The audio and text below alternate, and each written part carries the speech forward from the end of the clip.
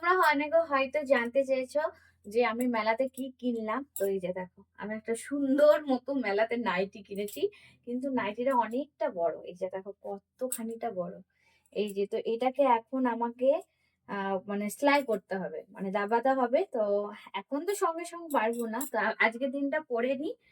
তো কালকে দাবিয়ে নেবো। কাল বা আজকেই দিয়ে দেবো ছোট কাকিমাকে। সে না হয় পরে দেখা যাবে।